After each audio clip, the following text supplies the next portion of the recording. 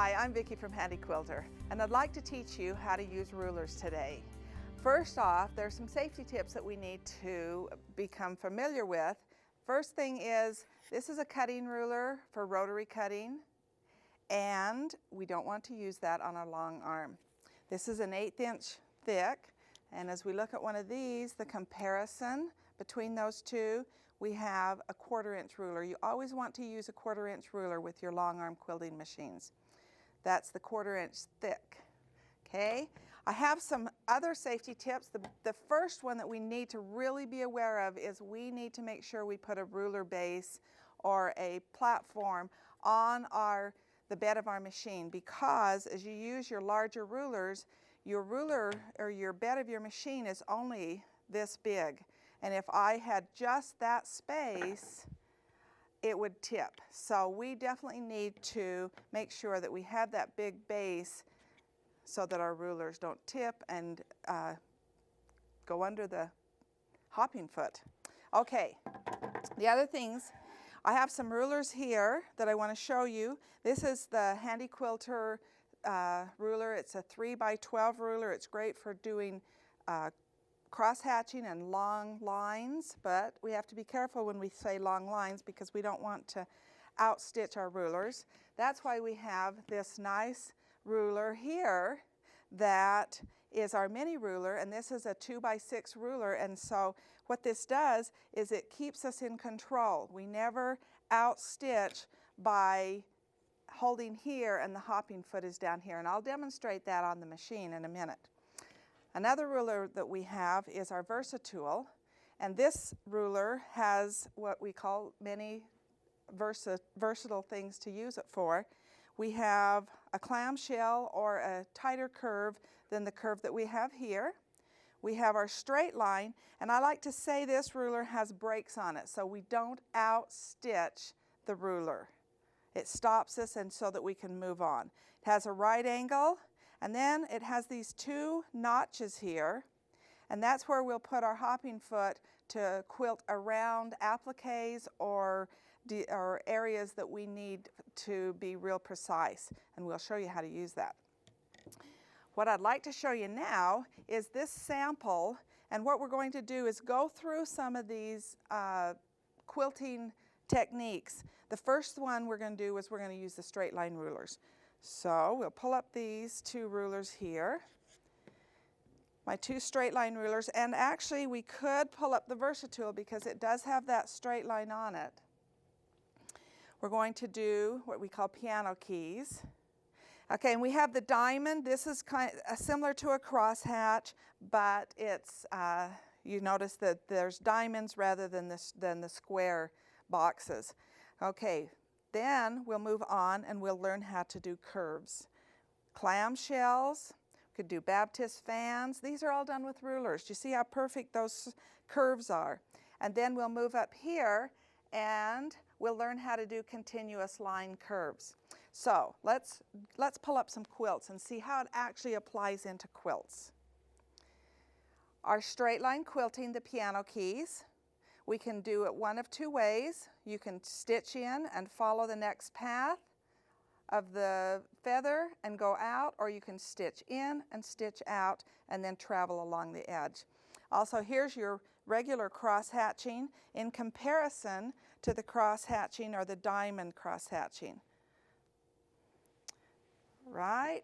The next one is I want to show stitch in the ditch. Now this might be hard to see, but this quilt has got a lot of quilting in here, but I've left this part unquilted, and I've done the same thing with this quilt. I just pulled this off of the frame, so we haven't even bound it yet, but you'll see how I've left this unquilted, this section.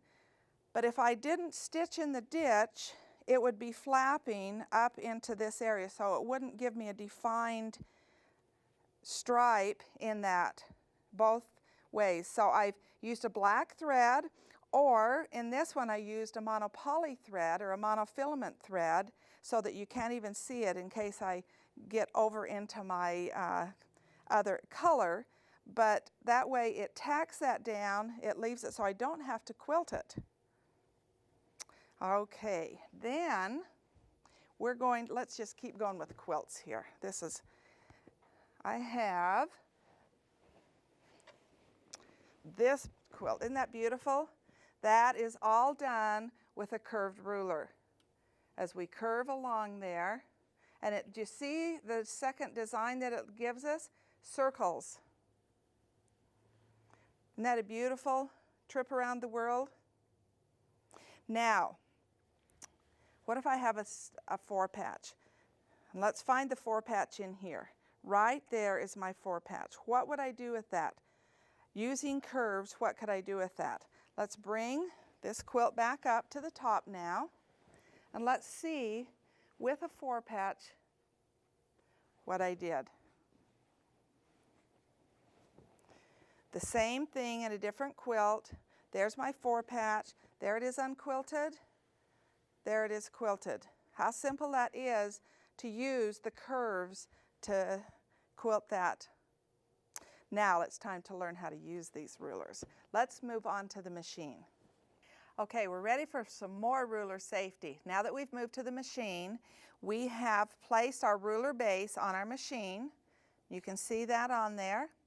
And we want to make sure that we stabilize our fabric. We've stitched down the side, and we want to add our straps. Now, our frame comes with, and let me move that out of the way, our frame comes with these bungee straps and the clips. And that's okay for most quilting, but with rulers, and I'll just demonstrate that, as you can see how, as I'm quilting along here, this creates an issue. So I like to just remove that, and I've added some Velcro straps, or you could add twill tape, any type of strapping, and I've pinned it to the side. The other thing is I like to make sure I have extra fabric along the outside and the top of the backing fabric and the batting, so that I don't have to worry about coming right to the edge and have nothing to strap that to. All right, now the other thing that we want to make sure we are aware of is the 3-point pressure that we use when we use rulers. The first pressure is to take our ruler, and it doesn't matter where I put this ruler on my hopping foot. I can have it back here, the front. If I need to, I can move it to this side. I can move it to the back. Wherever I'm stitching, and it works for the design that I'm doing. The other thing, so I put that pressure against the hopping foot, and then I press the hopping foot using my handle and put pressure against the ruler. So that's that 2-point pressure.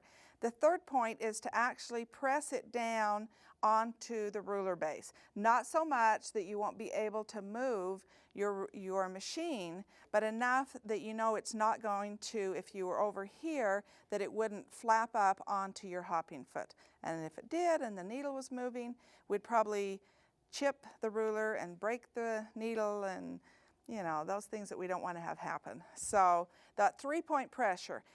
And to start with, I would say practice on a sample of fabric to get accustomed with this, you know, just moving it along in the different positions so that you're comfortable with that. Okay, now we want to talk about stitch in the ditch. If you look at this fabric, and I'm going to turn it over to the wrong side, do you see where the seams are pressed against the blue? So when I move this over here and you look at that fabric, you'll see that I have the blue has a high side to it. So as I'm using my ruler, I would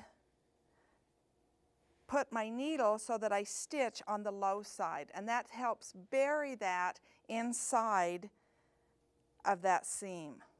And with this fabric, I would use a monofilament thread, a clear thread, so because you're seeing a lot of different colors, a darker pink, red, you're going into purple here, yellow. And so if you use your clear thread and stitch right in that ditch on the low side, it will help bury that. Stitch in the ditch is a very slow work. So we're going to start here on our sample, and I don't have a high and low because it's just a flat piece of fabric. But I want to stitch, and I like when I do stitch in the ditch, I like to shorten my stitch so it helps bury it just a little bit more. So I have it in regulated, and I'm going to put it about 12 stitches per inch.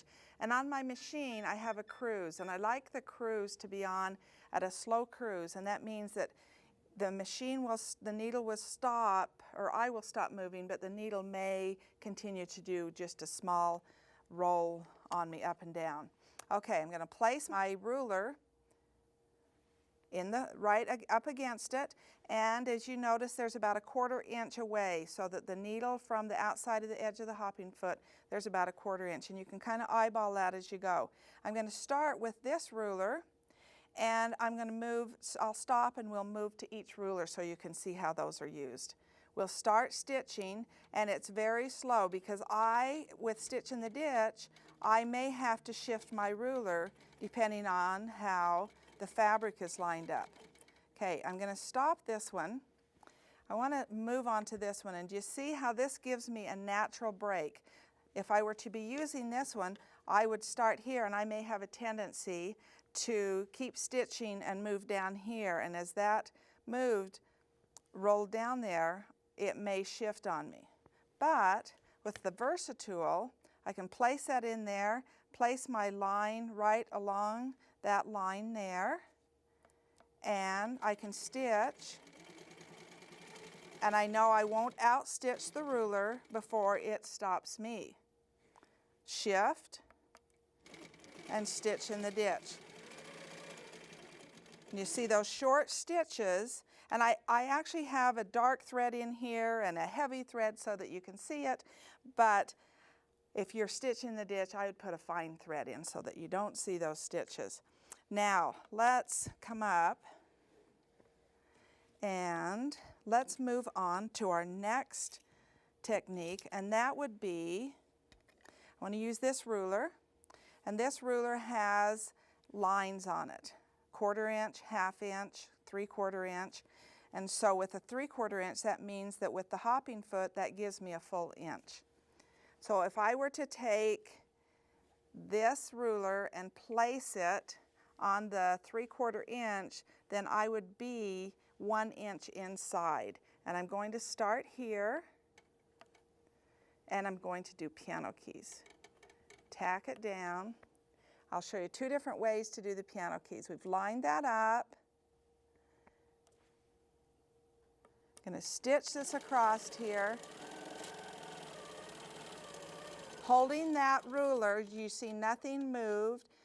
I inch my way to the seam line.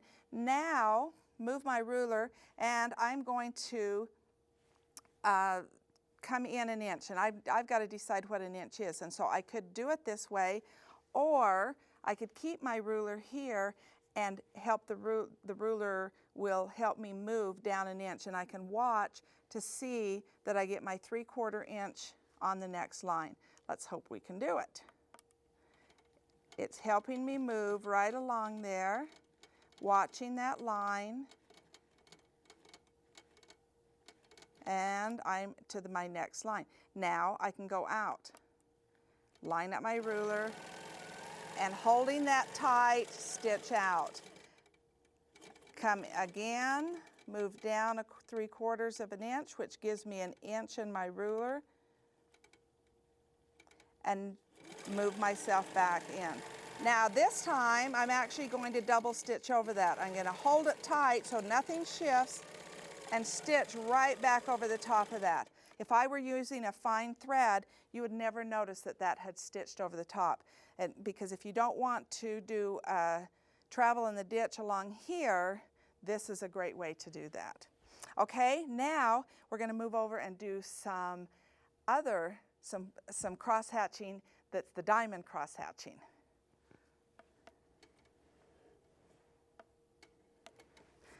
Clip my threads, and let me remind you what the diamond cross hatching was, and this time I'll be using the long ruler. We'll move these aside. The diamond cross hatching is this. So I've actually numbered my points so that I know where I have to go on this. And we'll move this aside so you can see, hopefully you can see where I've numbered them. Makes it easier to follow. I'm going to start here. I'll move down to number 2, up to number 3, 4, 5, 6, and so forth, until I think I go to 13. I think 13 is my final. Let's see if we can do that. I've already secured my thread. I'm ready. I'm going to lengthen my stitch length to a 10 on this one because I want this to show and not be so buried into the fabric. So here's number 1. I'm going to number 2 and up to number 3. I'm going to plant my ruler down, make sure that it doesn't shift. There's a 1/4 inch here. I want to, as I place my ruler here, I want to make sure there's a 1/4 inch there. And that looks like a 1/4 inch to me. We're ready to go. There's my first point. Stop. Now I'm going to find number 3, which is up here. I'm going to hold this ruler. I possibly cannot hold the whole ruler and do the stitching, so I'm going to line it up where I want it to be, but my pressure is going to be right here where my hopping foot is. I'll probably have to stop someplace up here and shift. Only my hand, I don't want to shift the ruler. So as I stitch along here, okay, I can feel that I'm losing, that if I go any further, I will lose. Didn't shift the ruler, only my hand. That line stayed straight, right up to the point and stop. All right, that was number 3. Here's number 4. Move on to number 4, give my 1/4 inch.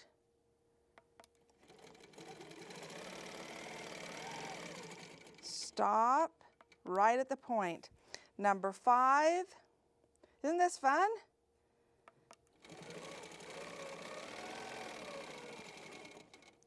Right to the point. Number 6 is over here. Again, a long line. I can hold this right where my hopping foot is, line it up, and I will stop probably up at this line right here so that if there is any curve in the line, it's going to not show. Stop right there. Make sure it's lined up and move my ruler on. Stop. I have one big diamond, but we're going to make these smaller diamonds. We'll clip this thread out of the way so it doesn't get. Now, what was that number? 6. I'm moving to 7.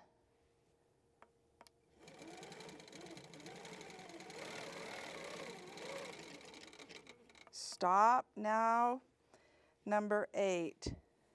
8 is up here, so I have to stitch in the ditch. Holding my ruler tight. Now we're moving on to number 9, another straight line. Now you're starting to see these diamonds come.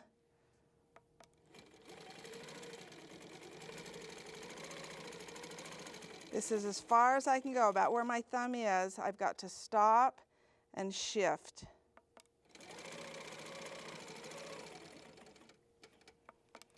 Now I need to find number 10, which is up in the corner, another long line.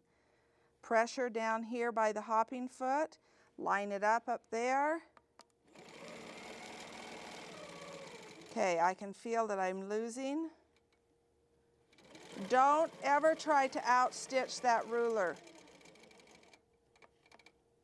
Now, that was number 10. I will travel the whole length of this line. Stop, shift my hand, down, number 11, 12, we're almost there. Line that up. Okay, I'm going to stop right at this cross. Make sure everything's lined up. Now, my final line is number 13. Make sure everything is lined up there, down here. Stop. Shift my hand.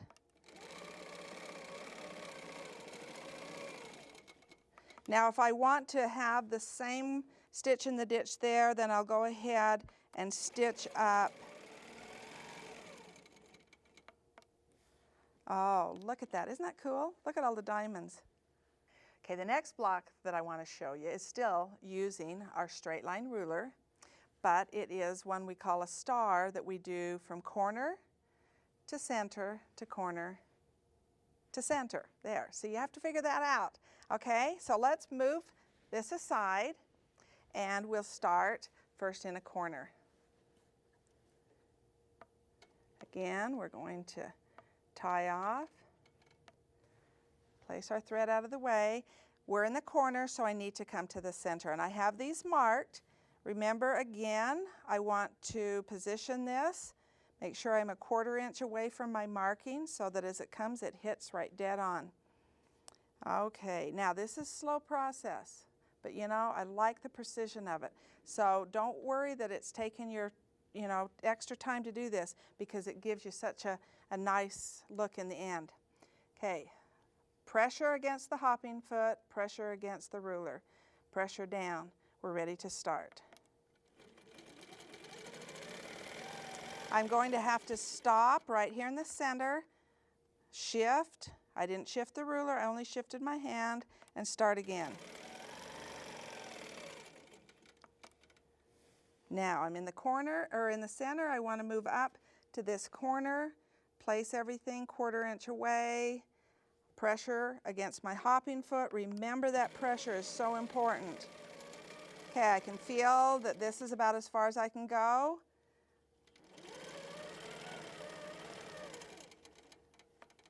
Okay, now I'm in a corner. I need to go to a center.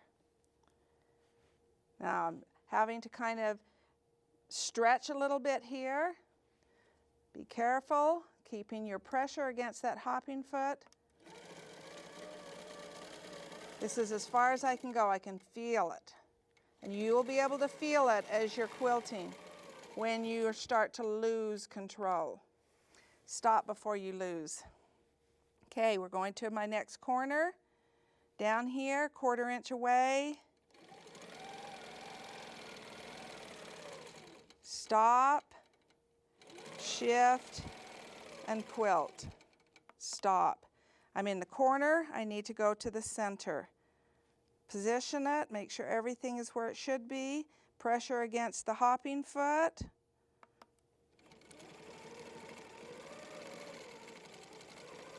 I can feel I need to move. Stop.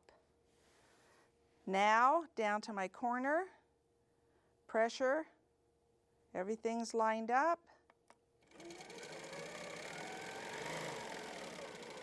Right there, as far as I can go.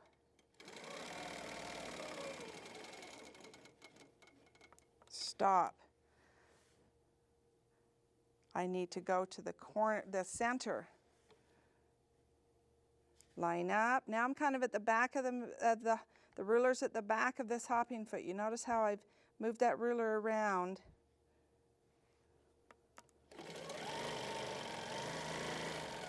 Stop. Continue on. Now I'll go back up. We'll go ahead and trim that so we don't have any issues. And our final line. Now I'm at the front of this, so the pressure will be up against it. Line that up there, pressure, pressing down on my ruler base. I can feel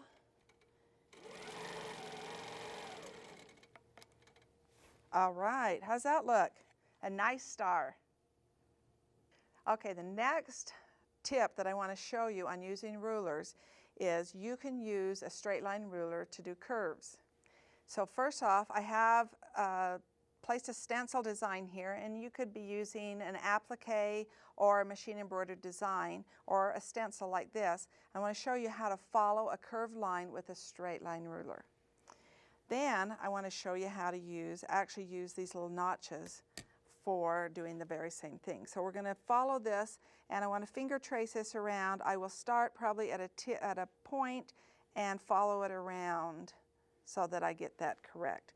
I'll start here, and I could freehand this, but sometimes we're a little timid on our abilities for freehand quilting. So if I take this ruler and use this ruler, do you see how slow? But I am actually using, as I shift that ruler, do you see how slow that I'm taking one stitch at a time, but it's letting me follow that around. See how I'm curving? Using that straight line ruler for that. We'll go right up to the tip. I was losing control. I can come from this side and curve that around. Okay, I'm going to stop. Now I want to move this one. We'll trim this thread so we don't get it caught up on us. I'm going to place this in the notch here and do the same thing. And I'm guiding.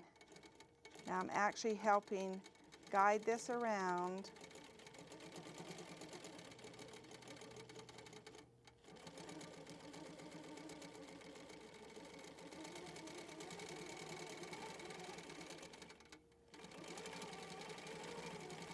Oops, see, I went off the line there a little bit, but since this is a design that I put on with a water-soluble marker, I can wash it away and you won't notice. Or if I want to, I can unpick and come out to here. I'm going to move back here, and I am going to just finish this off here and show you again how easy this is to follow this around. There. Okay? Now, we'll move on and learn some more with curves. Okay, now we're moving to curved rulers. Here's our curved rulers, and we're going to start with the Baptiste fan. That's what it's going to look like, we hope, when we're finished.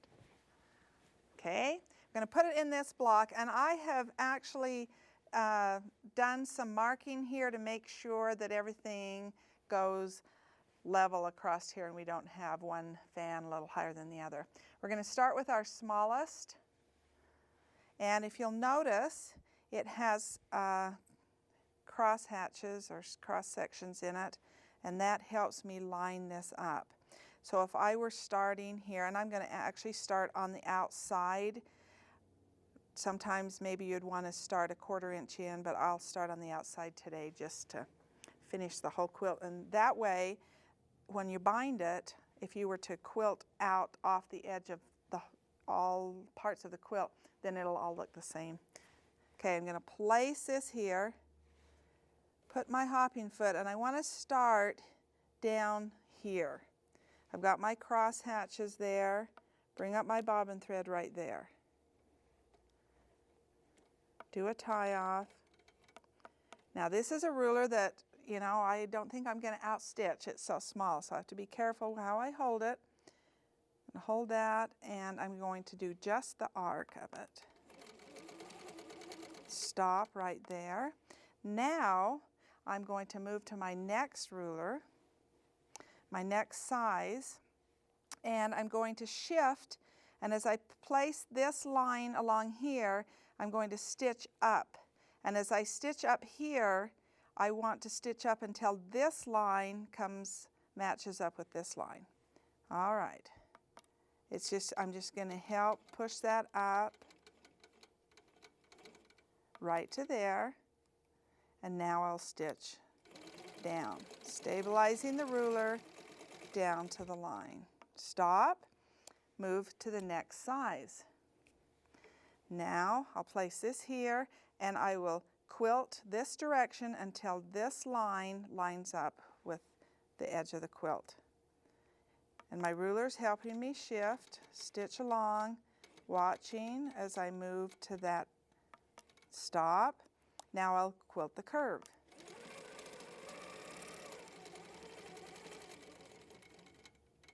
Stop. Move to my next size.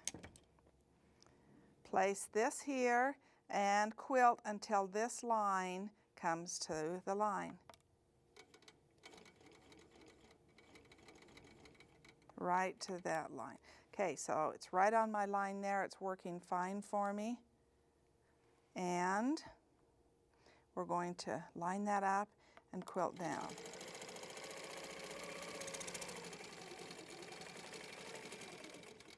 Down to the line. That's as much as I'm going to do. I'm going to now start with my small one again and quilt across until this line lines up with this line. Are you getting it figured out? This, same thing each time, okay? Line up my lines here, and then I will quilt into that line that previously stitched, right there. Move to my next one.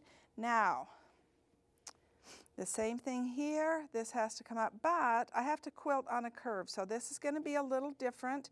I have to follow that curve, and I'm letting the ruler help me follow it as I walk along.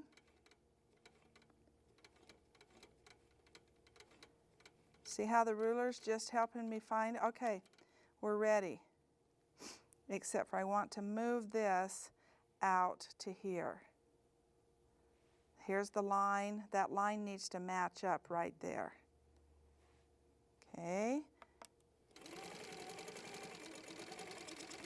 My half circles are so much easier to use than a full circle because I only need to worry about this little area that I'm holding. Okay, we're moving to our next ruler, and then I'm going to stitch across until this line matches up with this line, I think. We'll do a little at a time and make sure we get it right, because as we're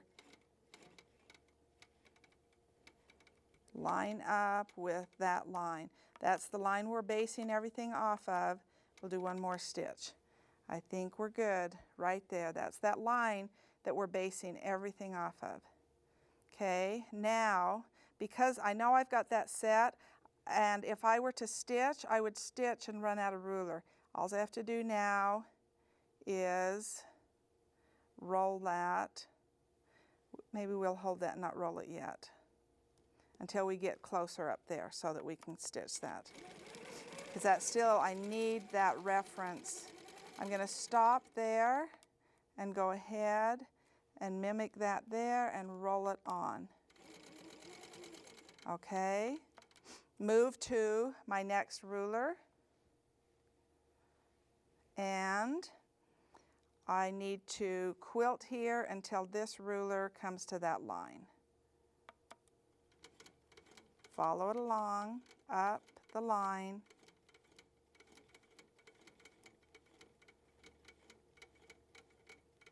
See how much further I have to go with that one? There. Now I've got to swivel that out. Maybe we've gone too far with that. And match that up, and we're going to stitch that along. Come to the edge, and there. Do you see how I did that? I went too far, but I was actually able to retrace back over it and get the curve that I needed. Okay, we can continue on and make row upon row and have a whole quilt with Baptist fans. Okay, we just finished Baptist fans. Now we want to move on to clamshells. And Baptist fans and clamshells are very traditional designs that you can do an overall edge-to-edge design on any quilt. I'm using this ruler, the Versatool, and I'll be using this top section here. That gives me a perfect half circle, and as I place this here, I have some reference lines that I'll be using. Also, it gives me a break so that when I place this line along the line or the seam, and the nice thing about quilting is we have seams, we have blocks, so a lot of times we can reference those blocks for the reference lines rather than have to mark our quilt. All right, we're going to start right in this corner, tie off, sink my needle in so that I'm set where I need to go, and I'm going to stitch around until it stops me at this edge. I'm holding this. I'm not going to hold down here. Do you see what happens when I hold down here? It's going to flap up. This is where I'm stitching. This is what I need to hold. Making sure that that's down, pressed down so that the hopping foot does not hop over the top of it. Okay, let's stitch. Come around, it gives me that 1/4 inch right where I've marked it. Stop, it stopped me. Shift my ruler, line it up, make sure it's right there on that line, and we're going to stitch again. I'm holding my pressure right on that half circle. Okay, I want to bring this up. Now we're ready to move up to our second row. Trim our threads. Now, I want to place this, and clamshells, if you'll notice here on our sample, clamshells, they're off, so I've got the full one and now I need to do a half one. So with my ruler, I'm going to move my line over, and I want to make sure I've got a 1/2 inch or a 1/4 inch right there. Place this, that'll stop me right on that line. That's where I want to be. Tie off, place it down, and stitch, holding my pressure down right to the center and stop. Now here's my line. That's my reference line for both of these. There's that center spot. Hold the pressure and stitch. And if things don't quite line up like they should, you can do a little bit of fudging as you're moving that ruler, or as you're moving your hopping foot along. Line that up, line this up, and here we go again. Tie off. Okay, let's do one more row to see how we add that next one into it. This time we need to mimic this row. We're coming up here, place this. I'm not placing it on the line there because that's not where I want it to be. I'll place it on these lines. That's my stitching line. Start right in that corner there. Did we get that bobbin thread up? Tie off. Again, place this line on my previous stitching line, that line on the previous stitching line, and we're ready. Pressure right here.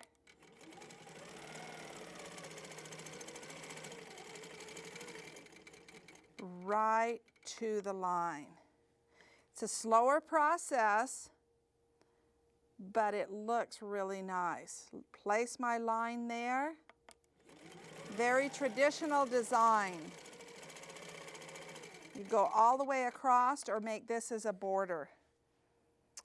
How do you like that? Isn't that fun? Okay, now we're going to move on and we will do continuous line quilting.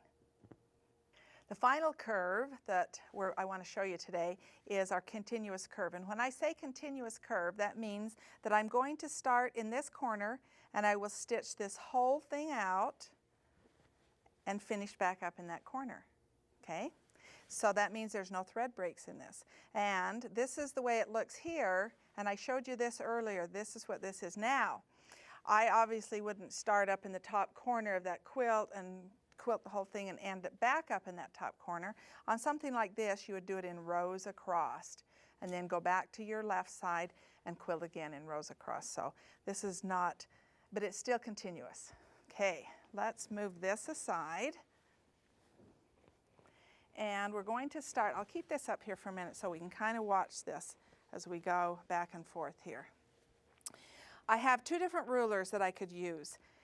I'm still using the half circles, and if I want a more tighter curve, then I would use a smaller ruler. So if I place this in here, do you see that arc? I have a bigger arc than if I were to place this one in. There's it takes less bite into the fabric. So compare those two and see the tighter arc. This one will give you, as you finish, it will give you that real circle effect, which shows in this here. Okay, I want to use the smaller one because I like that tighter effect. I'm going to start up here, and as I start quilting, we're going to number this off a little bit. We're going to start here, come over, all the way over to here, and then we're going to work down. And then when I get to here, we're going to do the same thing back, but instead of doing this across, I'm going to show you something different. So we'll hold that for a minute. We'll start here, tie off again in my corner. Now, do you notice how I kind of have to reach to get this up here? Hold that ruler down, make sure it doesn't sit on top of that hopping foot. So I don't want to stitch onto that ruler. It would break the ruler and the needle. Okay, I have my 1/4 inch. I'm going to put pressure right there so that this ruler does not shift, and I'm going to stitch. If I find that I don't quite get to that point, I can actually shift my ruler as I'm working, and it will help me get right into that point. Okay, shift my ruler over, holding that ruler tight down, walk my way into it, adjust again,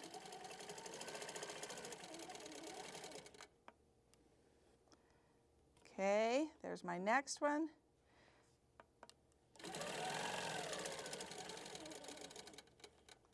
Now, you can do the 4 patch as I showed you earlier. You could even just do 1 block this way.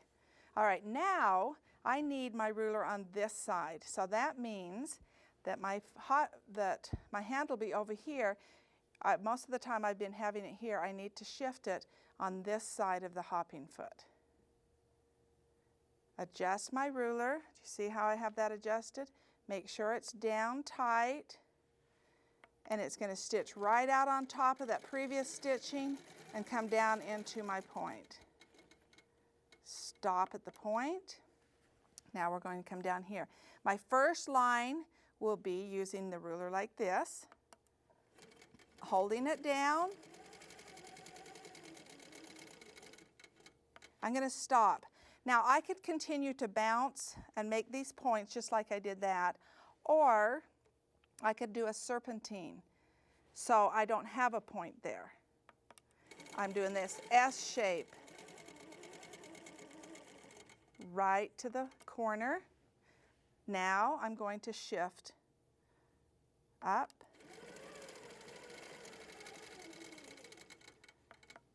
I'm going to go ahead and do this one this way so you can see the difference. Okay, now I'm going to work my way back. So I need to turn my ruler. I need to make sure that I get dead on that corner. And this is where this one's not as crucial. Okay, shift my ruler to make that work so that I walk right onto that corner. Now I'm going to keep this up here. We're going to make sure we're still in the corner. If I have to shift my ruler to get there, then I do. Stop, turn it around, make sure when you get about at the top here, you can kind of look ahead and see, well, maybe I need to shift that because it was a little bit too tight. There. Turn.